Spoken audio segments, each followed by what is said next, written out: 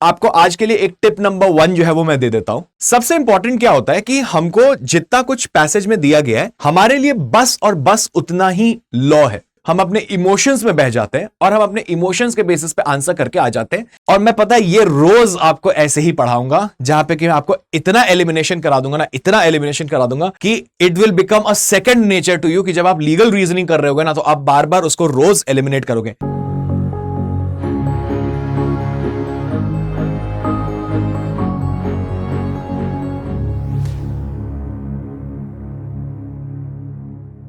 Hello दोस्तों, मैं हूं आपका कोच, मेंटर, गुरु, टीचर, भैया, जो कहना है कह लो। मेरा नाम है वैभव प्रकाश और स्वागत करता हूं आपका लीगल रील सेशन में। आज है 20 सितंबर और करेंगे आज हम daily dose of legal reasoning. देखो, एक चीज आपको आज के लिए एक टिप नंबर 1 जो है वो मैं दे देता हूं। सबसे इंपॉर्टेंट क्या होता है कि हमको जितना कुछ पैसेज में दिया गया है, हमारे लिए बस और बस उतना ही लॉ है। उसके बियॉन्ड अगर आप कुछ भी सोचते हो, आपकी अंडरस्टैंडिंग है, आपको लगता है कि ऐसा होना चाहिए, ये सभी कुछ जो है ना, वो आप भूल जाना। So what you have to do is just stick to जो पैसेज में आपको लीगल प्रिंसिपल्स दिए हुए हैं। मेजॉरिटी ऑफ द टाइम होता क्या है, हम उसके बियॉन्ड जाते हैं, हम अपने इमोशंस में बह जाते हैं और हम अपने इमोशंस के बेसिस पे आंसर करके आ जाते हैं, और इसके कारण हमारी गलतियां जो है वो बहुत ज्यादा होती हैं। तो वही मिस्टेक जो है वो हमको नहीं करना है, ठीक है। तो बी इट आप क्लैट, एलेट, सीयूटी, ये टिप जो है वो आपके सभी लॉ एंट्रेंस एग्जामिनेशन के लिए वैलिड रहेगा। And also before we begin, do not forget to follow me on Instagram. मेरा इंस्टाग्राम हैंडल है इट्स वैभव पी, ठीक है। तो let us stay in touch, let us stay connected, and चलो start करते हैं आज के सेशन को। एंड बिफोर वी बिगिन, अगर आप हमसे हमारे टेलीग्राम पे और इंस्टाग्राम पे नहीं जुड़े हो तो जल्दी से स्कैन करो और जुड़ जाओ। डिस्क्रिप्शन में आपको लिंक जो है इनका मिल जाएगा। टेलीग्राम पे ऑन अ डेली बेसिस जो है वो मैं आपके लिए फ्री प्रैक्टिस मटेरियल्स जो है वो पोस्ट करते रहता हूं, सो दैट आप इसकी प्रैक्टिस कर सको, राइट। एंड अगर आपके मन में कोई सवाल है, आप कुछ बात करना चाहते हो, कुछ पूछना चाहते हो, तो feel free to hit me up on Telegram and Instagram. चलो आज शुरुआत करते हैं। और बिफोर वी बिगिन मैं आपको एक चीज और बता दूं, आज के जो पैसेज है थोड़ा सा लेंदी है, तो इसका एक सेकंड पार्ट जो है वो दूसरे स्लाइड में आया है। वैसे बहुत छोटा सा ही पार्ट है जो सेकंड स्लाइड में आया है, but this is what is the first part. तो जैसा कि हम रोज करते हैं, मैं आपको 2 मिनट का समय दूंगा, एंड 1 मिनट 45 सेकेंड जो है वो मैं आपको इस वाले स्लाइड के लिए दूंगा, एंड 15 सेकेंड जो है वो मैं आपको सेकेंड स्लाइड के लिए दूंगा। सो मेक श्योर कि आप उसको अच्छे से पढ़ो, दोनों पैसेजेस लाइक दोनों स्लाइड्स को आप अच्छे से पढ़ लो, ठीक है। और उसके बाद हम जो है क्वेश्चंस को सॉल्व करेंगे। सो योर टाइमर जो है वो मैं आपको लिए लगा देता हूं, and your time starts now.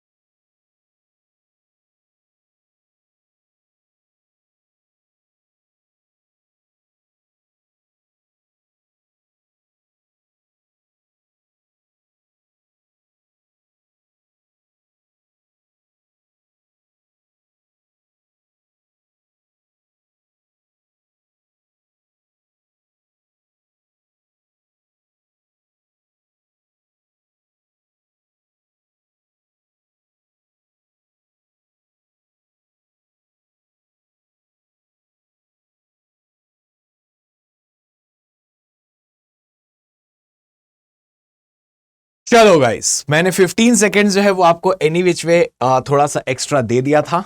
So I hope आप लोगों ने इसको पढ़ लिया होगा।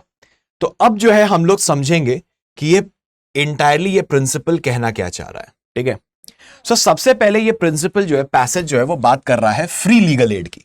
सो फ्री लीगल एड का मतलब क्या होगा? फ्री का मतलब तो मुफ्त हो गया, हमको पता है। लीगल एड का मतलब क्या हुआ? लीगल एड का मतलब होता है लीगल हेल्प, ठीक है।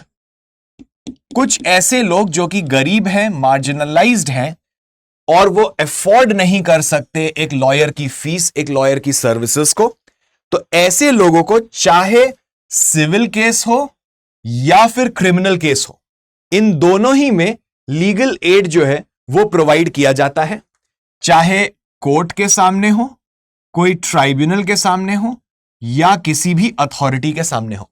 सो नेसेसरली एंड एसेंशियली ये सिर्फ और सिर्फ कोर्ट में जाने के लिए नहीं है कि सिर्फ और सिर्फ कोर्ट के केसेस के लिए ही आपको ये सर्विस मिलेगी।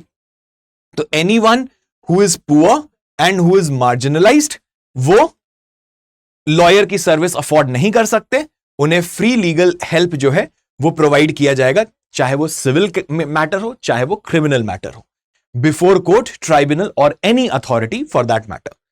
तो ये हो गया हमारा प्रिंसिपल नंबर 1। ओके, इसको याद रखेंगे। अब ये कहां से आ रहा है? लीगल सर्विस अथॉरिटी एक्ट 1987, ये प्रोविजन का लॉ दिया हुआ है कि इस लॉ से हमने उठाया है, and is also provided by NALSA which is national legal service authority, जो कि इसी के अंडर एक एपेक्स बॉडी है। ओके, तो ये तो खैर चलो फैक्चुअल, इतना इस पे इंपॉर्टेंस देने की जरूरत नहीं है। अब बात करता है free legal aid includes what. देखो यहां से लेके यहां तक का जितना भी है ना, ये है हमारा प्रिंसिपल नंबर 2। तो what is it saying? Free legal aid includes representation by an advocate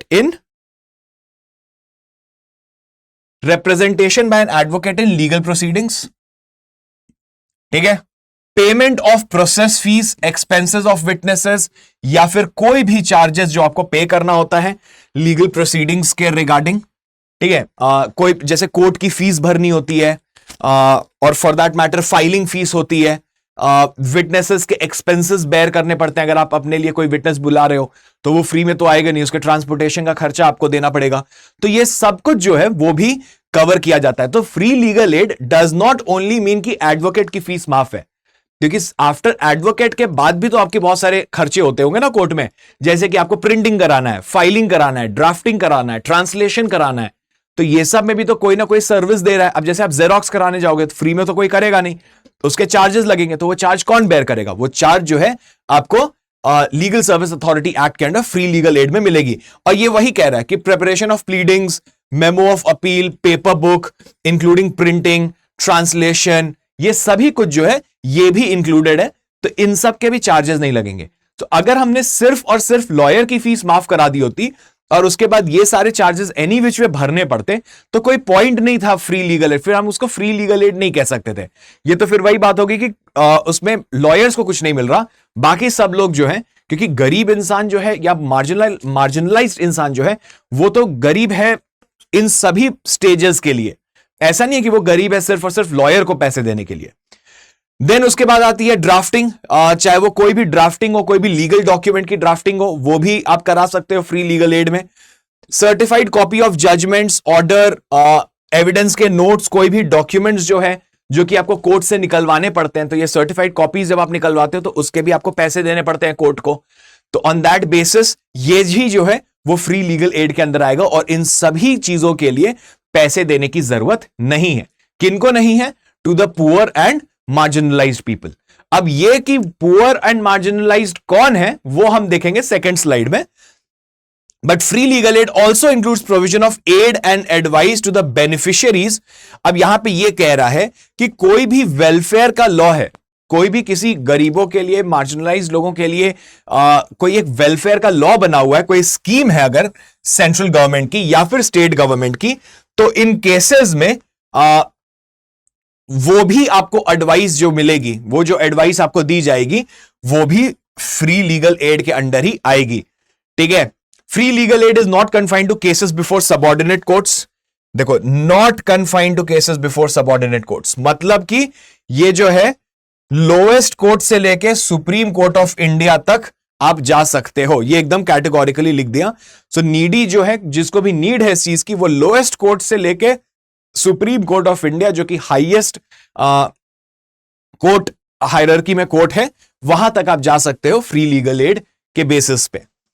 Now, according to section 13 subsection 1 of the act, any individual who satisfy any criteria under section 12 is entitled to receive free legal aid. अब ये basically ये कह रहा है कि section 12 में कुछ लोग मेंशन्ड हैं और वो लोग जो है वो फ्री लीगल एड अवेल कर सकते हैं। यही इसका कहने का मतलब है। Provided that NALSA is satisfied that such a person has genuine case to prosecute or defend the matter। तो अब यह भी होना चाहिए कि नालसा को पहले यह भी लगना चाहिए कि ठीक है आप नीडी हो, दैट इज वन, बट लेकिन अगर आप मान लो अननेसेसरी का केस लेके आ गए जिसमें कोई मेरिट ही नहीं है, तो उस केस में उस ग्राउंड पे नालसा आपको रिजेक्ट कर देगा। लेकिन अगर उसको दिख रहा है कि आपका क्लेम जेन्युइन है, अगर उनको दिख रहा है कि आप इस मैटर को आपको डिफेंड करना ही चाहिए, तो वो डेफिनेटली आपको फ्री लीगल एड प्रोवाइड करेंगे। There is hence no bar as to which kind of cases one can apply and not apply for. तो बेसिकली आप किसी भी सिविल या क्रिमिनल मैटर में आप जा सकते हो। अब बात करते हैं सेक्शन 12 की, कि सेक्शन 12 में कौन कौन से लोग हैं जो कि यहां पे जो कि इस प्रोविजन का बेनिफिट उठा सकते हैं। सो ये कह रहा है a member of scheduled cast और स्केड्यूल्ड ट्राइब, अ वुमेन और a child, a person with disability, कोई इंडस्ट्रियल वर्कमैन, या फिर एक पर्सन जो कि पुलिस की कस्टडी में हो। ठीक है, ये 5 लोग जो हैं, ये 5 कैटेगरी के जो लोग हैं वो डेफिनेटली जा सकते हैं फ्री लीगल एड के लिए। ठीक है, यहां पे यही बोल रहा है सेक्शन 12 इंक्लूड्स ये 5 लोग, और यहां स्टार्टिंग में बोला कि according to section 13 subsection 1 any individual who satisfy any criteria under section 12 is entitled to receive free legal aid. तो मतलब कि कोई भी व्यक्ति जो सेक्शन 12 को के क्राइटेरिया को, किसी भी एक क्राइटेरिया को मीट कर रहा है, वो फ्री लीगल एड ले सकता है। तो एक मेंबर ऑफ स्केड्यूल्ड कास्ट या स्केड्यूल्ड ट्राइब, SC ST यहां पे आ गया, एक औरत या फिर एक चाइल्ड। चाइल्ड कौन होगा? अब यहां पे ये एक क्वेश्चन है जो हमको दिया हुआ नहीं है। ठीक है, तो ये थोड़ा सा यहां पे अपना नॉलेज लगाएंगे। A one who is 18 years से छोटा हो, तो मान लेते हैं that is considered to be a minor, a child. A person with disability, कोई एज ब्रैकेट नहीं है। एक विमेन के लिए कोई एज ब्रैकेट नहीं है। इंडस्ट्रियल वर्कमैन, जो इंडस्ट्री में काम करते हैं, और एक पर्सन जो कि पुलिस कस्टडी में है। अब यहां पे देखो, ये इस पे ये कुछ भी नहीं कह रहा है कि यहां पे आपका इनकम क्या होना चाहिए। यहां पे तो कोई भी आ सकता है। Even I can be a part of like for that matter, अगर मैं पुलिस कस्टडी में हूं तो मैं भी फ्री लीगल एड के लिए अप्लाई कर सकता हूं फॉर श्योर। तो अब चलिए चलते हैं और देखते हैं क्वेश्चंस को कि क्या है क्वेश्चंस और किस टाइप के क्वेश्चंस पूछे गए। तो सबसे पहला क्वेश्चन ये आता है कि चलो पढ़ते हैं साथ में। Divya was arrested by the police and charged with having committed a murder. She was convicted by the trial court and appealed to the high court. She lost her appeal there and decided to appeal to the Supreme Court. By this time, she has run out of money, so she approaches NALSA and asks them to help her get an advocate who can represent her before the Supreme Court. Is Divya entitled to support from NALSA? Divya को arrest किया था police ने और charge किया था murder के लिए। उसे ट्रायल कोर्ट ने कन्विक्ट कर दिया, उसे सजा सुना दी ट्रायल कोर्ट ने। उसने हाई कोर्ट में अपील की, वहां पे भी हाई कोर्ट में वो हार गई और हाई कोर्ट ने भी उसे सजा सुनाई। And now Divya wants to appeal to the supreme court. लेकिन बाय दिस टाइम उसके सारे पैसे खत्म हो गए and now she approaches NALSA और वो उनसे मांग रही है हेल्प कि उनको उसे एक एडवोकेट दे दिया जाए जो कि उसे रिप्रेजेंट करेगा सुप्रीम कोर्ट के सामने। तो क्या दिव्या जो है वो इंटाइटल्ड है सुप्रीम कोर्ट सपोर्ट के लिए नालसा से? देखो अब यहां पे 2-3 चीजें आ रही है। एक, दिव्या जो है इज अ वुमन। अब अगर मान लो तुमने ऐसे बोला कि how are you presuming that Divya जो नाम है वो वुमन का ही है, तो देखो यहां पे प्रोनाउन क्या यूज किया है।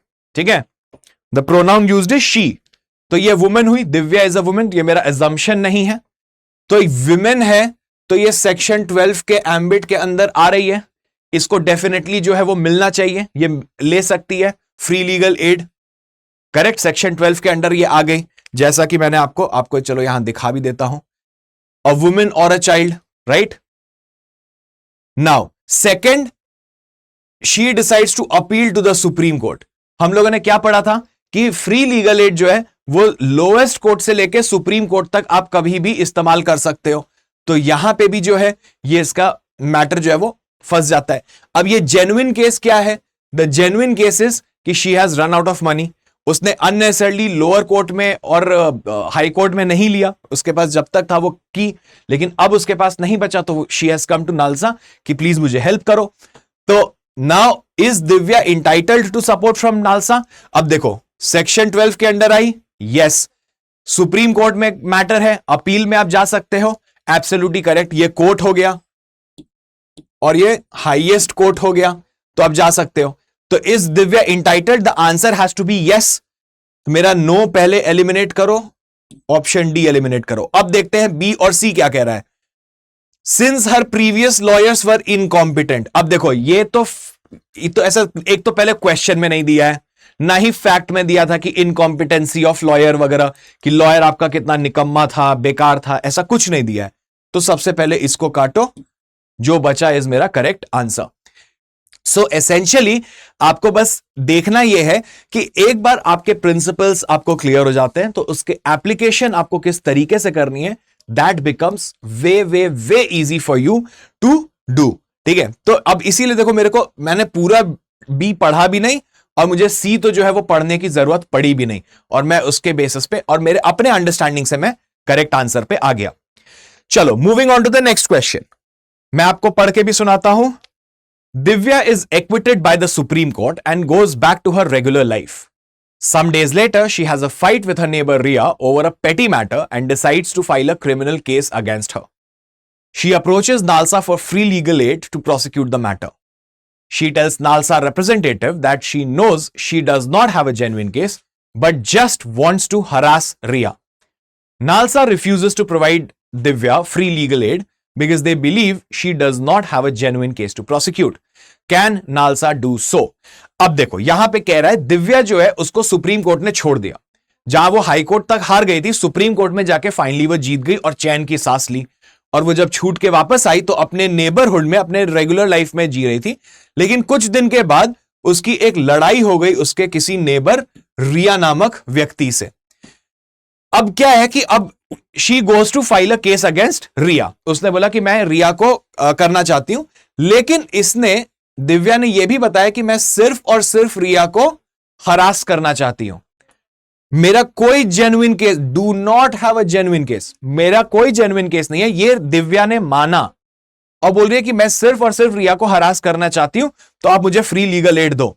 नालसा ने बोला सॉरी हम नहीं देंगे। अब क्वेश्चन है कि क्या नालसा मना कर सकता है? The answer is absolutely yes. Why? Let me go back to the passage. वैसे तो मैं जाना नहीं चाहता था, बट तुम लोगों को फिर भी मैं दिखा देता हूं। कहां पे हम लोगों ने पढ़ा था, ये देखो, provided that NALSA is satisfied that such person has a genuine case to prosecute. आपका केस जेन्युइन होना चाहिए, नालसा को ये इस चीज का सेटिस्फैक्शन दिलाना पड़ेगा। यहां आप खुद ही जाके बोल रहे हो मेरा जेन्युइन केस नहीं है, तो क्या नालसा मना कर सकता है? ठीक है, NALSA refuses to provide Divya free legal aid. Can NALSA refuse? The answer has to be yes. Yes yes yes. पहले तो डी हटा दो, 3 ऑप्शंस हटा दिया ना, तो अब मेरे को थोड़ा सा मेरी प्रोबेबिलिटी जो है वो 33.3% हो गई सही होने की। 33.3% चांस है कि मेरा आंसर सही होगा इसमें। अब एक और एलिमिनेट कर दूंगा तो 50-50 हो जाएगा, एक और एलिमिनेट कर दिया तो 100% श्योर हो कि मेरा आंसर सही होगा। तो चलो नीचे से ही देखते हैं। Yes, since Divya has already applied for free legal aid from NALSA in the past and could not repeatedly ask. ये देखो पैसेज में नहीं दिया है कि अगर आपने एक बार नालसा से हेल्प ले ली तो आप दूसरी बार नालसा से हेल्प नहीं लोगे, ऐसा पैसेज में नहीं दिया है, तो ऐसा हम बिल्कुल नहीं मानेंगे। अब मेरा प्रोबेबिलिटी हो गया 50-50।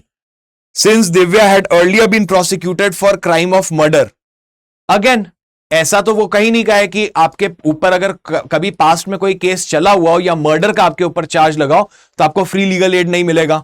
अब मेरा, नाउ आई नो कि आई एम 100% करेक्ट, क्योंकि अब मुझे ए पढ़ने की यार जरूरत नहीं है, टू बी वेरी ऑनेस्ट। ठीक है, तो मैं आपको, और मैं पता है ये रोज आपको ऐसे ही पढ़ाऊंगा, जहां पे कि मैं आपको इतना एलिमिनेशन करा दूंगा ना, इतना एलिमिनेशन करा दूंगा कि it will become a second nature to you कि जब आप लीगल रीजनिंग कर रहे होगे ना तो आप बार बार उसको रोज एलिमिनेट करोगे. So make sure that you do not forget to join at 7 PM daily, Monday to Saturday. ठीक है, संडे को आप भी चिल करो, मैं भी थोड़ा सा रेस्ट कर लूंगा. ठीक है, चलो moving on to question number 88, मतलब थर्ड क्वेश्चन. अच्छा, ये क्वेश्चन जो है वो क्लैट 2023 का है. ओके, तो लास्ट ईयर का जो पेपर आया था लीगल रीजनिंग का, ये उसी का क्वेश्चन है, तो नंबरिंग वहीं से, I have not change the numbers. Moving on to the next question.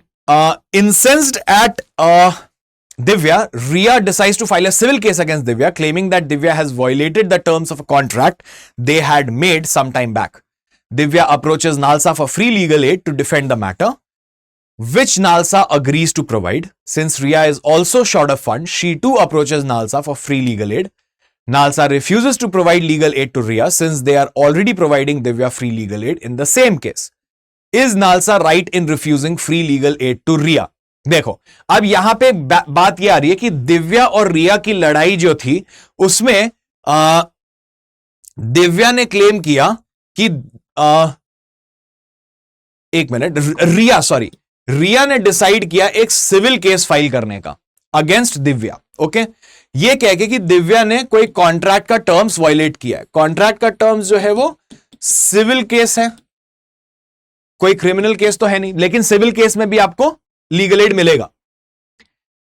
Divya approaches NALSA for free legal aid to defend the matter. अब दिव्या बोली, बॉस मेरे पास तो पैसा है नहीं सिविल केस को डिफेंड करने का, तो काइंडली आप मेरे को डिफेंड करो.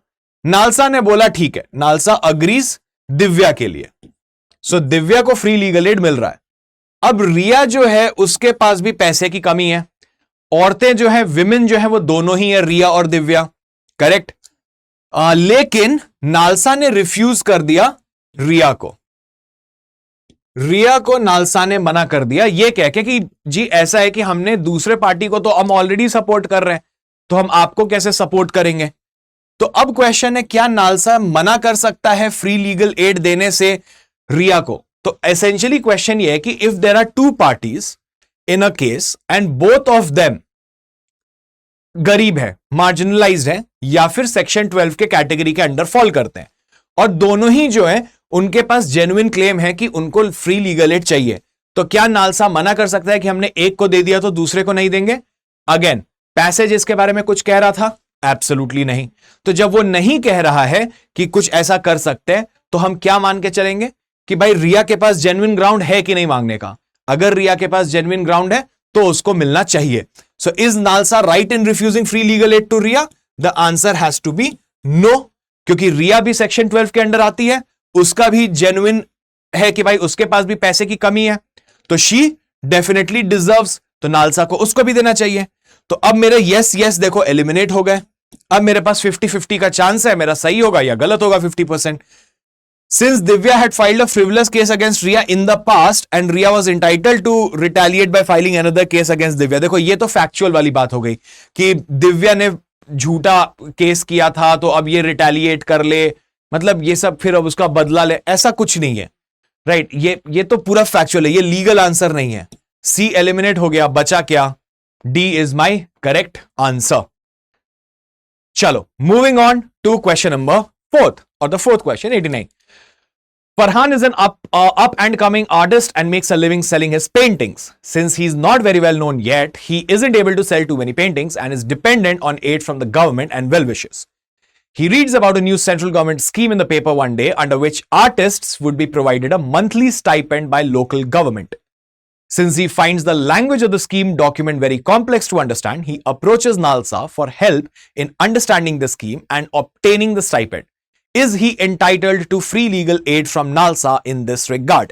क्वेश्चन बहुत ही सिंपल है. क्वेश्चन कह रहा है कि फरहान जो है वो एक आर्टिस्ट है, वो बहुत ज्यादा पैसा नहीं कमा पा रहा और वो फ्रेंड्स एंड फैमिली से और थोड़े बहुत पेंटिंग्स वगैरह बेच के जो कुछ भी वो अर्न कर पाता है वो कर पाता है, और थोड़े बहुत उसको जो गवर्नमेंट से एड मिलते हैं उस पे वो डिपेंडेंट है ना. एक दिन उसको न्यूज़पेपर में कुछ ऐसा मिलता है जहां पे कि एक मंथली फिक्स्ड अमाउंट जो है वो लोकल गवर्नमेंट आपको दे रही है, लेकिन अब उसको ये जो स्कीम का डॉक्यूमेंट है उसका लैंग्वेज काफी कॉम्प्लेक्स लगा, उसको नहीं समझ में आया, तो वो जाता है नालसा के पास ये कहने के लिए कि मुझे थोड़ा समझा दो so that I can apply under this scheme, और ताकि मुझे ये मंथली स्टाइपेंड जो है वो मिल सके, क्योंकि मैं एक्चुअली मुझे जरूरत है इस चीज की।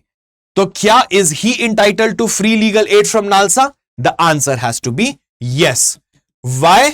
चलो, मुझे पता नहीं तुम लोग को याद है कि नहीं पैसेज, बट फिर भी मैं एक बार आपको पैसेज जरूर दिखा देता हूं, जहां पे कि ये दिया हुआ है, ये देखो तुम्हारा प्रिंसिपल नंबर 3। ओके, यहां क्या दिया है कि एड एंड एडवाइस आप ले सकते हो to any beneficiary for benefits under welfare laws, welfare statute, statute का मतलब laws, welfare statutes and schemes framed by the central government और द स्टेट गवर्नमेंट। तो अगर आप एक बेनिफिशियरी हो किसी वेलफेयर स्कीम के, किसी वेलफेयर पॉलिसी के, गवर्नमेंट के कोई लॉ के, तो भी आप फ्री लीगल एड जो है वो ले सकते हो। यहां पे आपका प्रिंसिपल नंबर 3 में ये चीज दी हुई थी। तो इसीलिए आंसर क्या आया मेरा वहां पे फरहान के केस में? यस। तो मैंने 2 एलिमिनेट कर दिया, no no, since free legal aid includes provision of help to understand and access benefits under government scheme, यही मेरा आंसर है। Since he is a struggling artist and is dependent on aid for survival, जाने दो। क्यों? क्योंकि ये facts है, ये लॉ नहीं है। लीगल आंसर अपना 6th है। क्लियर? चलो, last question. Vikram is a rich businessman and has a huge art collection. Farhan invites Vikram to his studio one day, hoping to convince Vikram to buy some of his paintings. Vikram doesn't buy any of his paintings, but after he leaves, Farhan notices that one of his newest paintings is missing. He suspects that Vikram has stolen it and complains to the police, who promptly arrest Vikram. Vikram approaches Nalsa for free legal aid so that he can obtain bail. Is Vikram entitled to free legal aid from Nalsa? अब देखो यहां पे बोल रहा है कि विक्रम जो है वो एक रिच बिजनेसमैन है। ओके, फरहान ने विक्रम को अपने स्टूडियो पे बुलाया ये सोच के कि शायद विक्रम कुछ पेंटिंग खरीद लेगा, तो अगर पेंटिंग खरीदा तो फरहान को कुछ अच्छे पैसे मिल जाएंगे। लेकिन विक्रम नहीं खरीदा, विक्रम ने मना कर दिया। विक्रम जब जाता है तो फरहान को एक चीज ये समझ में आती है कि उसकी कोई एक नई पेंटिंग है जो मिसिंग है। तो फरहान जो है पुलिस को कंप्लेन करता है, और पुलिस जो है वो विक्रम को अरेस्ट कर लेती है। अब विक्रम जो है वो नालसा को अप्रोच करता है फॉर फ्री लीगल एड, ठीक है, ताकि उसको बेल मिल सके। अब तुमको लगेगा कि यार विक्रम जो है वो तो रिच बिजनेसमैन है, वो तो पुअर है नहीं, लेकिन वो मार्जिनलाइज्ड जरूर है, भले वो अमीर हो लेकिन वो मार्जिनलाइज्ड तो है। 2 ऑप्शंस थे, या तो आप गरीब हो या आप मार्जिनलाइज्ड हो। और मार्जिनलाइज्ड किसके अंडर आते हैं? सेक्शन नंबर 12 के अंडर आपको बताया गया है। और सेक्शन नंबर 12 के अंडर मार्जिनलाइज्ड में एक कौन आता है? Someone who is in the custody of police. ठीक है, पुलिस के कस्टडी में अगर कोई था तो वो मार्जिनलाइज्ड होगा। तो क्या Vikram is entitled to free legal aid from NALSA?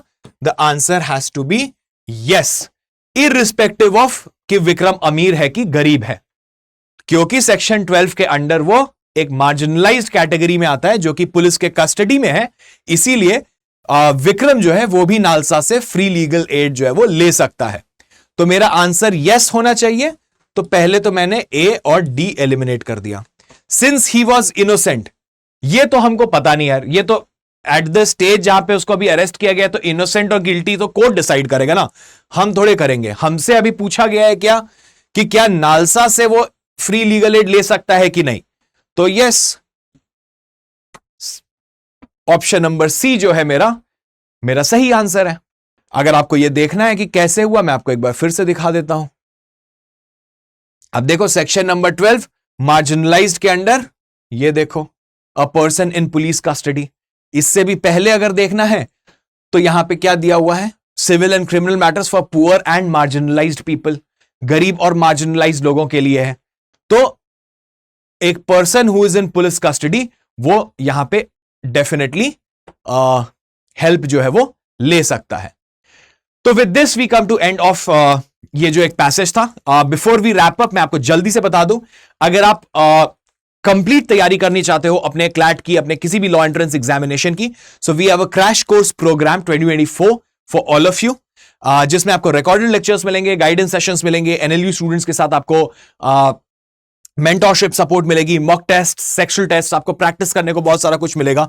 और कॉस्ट जो है इस पूरे स्मार्ट कोर्स की वो है सिर्फ और सिर्फ 7499 की। ये कैसे आता है? अगर आप मेरा कोड यूज करते हो वैभव। अदरवाइज इस प्रोग्राम का cost is 15,000, but if you use my code Vaibhav, जो कि मेरा नाम है, आप इसको 50% डिस्काउंट पे अवेल कर सकते हो, आप इसको खरीद सकते हो। अगर आपके मन में कोई भी डाउट्स है, कोई क्वेश्चंस है, feel free to reach out to me on Telegram और इंस्टाग्राम, जो कि मैंने आपको स्टार्टिंग में ही बताया था। और ऐसे ही हम रोज शाम को 6 बजे जो है मिलते रहेंगे with this session and will continue reading, understanding legal principles. So we'll make legal reasoning very easy for you for your law entrance examination. On that note, thank you so much जुड़ने के लिए, and अपने friends को भी बताओ इस series के बारे में जो हम कर रहे हैं, and happy preparations. Stay safe, take care, thank you, bye bye.